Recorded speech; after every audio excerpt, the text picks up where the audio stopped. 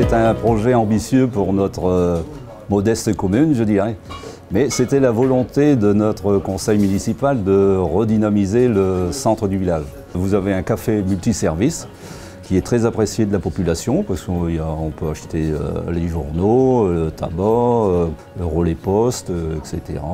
Et bien sûr, côté café à thème, lieu convivial qui satisfait aussi également la population.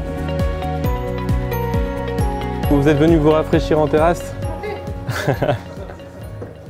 On a une ambiance qui est plutôt orientée familiale.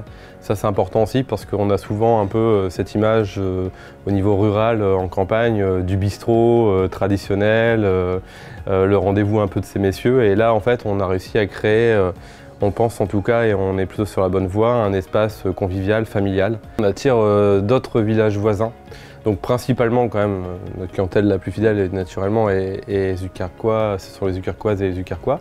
Mais on a un pourcentage de clients qui viennent des villages environnants. On peut venir se restaurer et elles sont travaillées en collaboration avec nos deux voisins. Donc c'est-à-dire ce sont des planches qui sont élaborées à base du pain de chez Michel à côté et puis la charcuterie de chez Maxime qui est notre boucher traiteur charcutier sur la place. Donc on a pris cette orientation de travailler sur un circuit le plus court, je pense, possible. Il n'y a pas plus court. C'est eux qui ont tout mis aux normes le local. Et moi j'ai dû ramener tout le matériel de fabrication pour optimiser la fabrication et la vente. J'avais envie que les gens mangent du fait maison, qu'ils n'aient pas des produits industriels, ce qui devient de plus en plus récurrent maintenant. Pour l'instant, c'est rentable.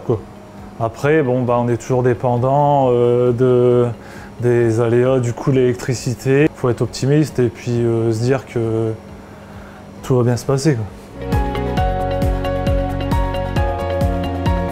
Le bilan est très positif.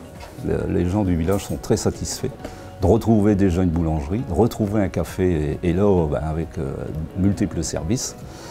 Et même le boucher qui est sur la place est également très satisfait puisqu'il a vu sa clientèle augmenter.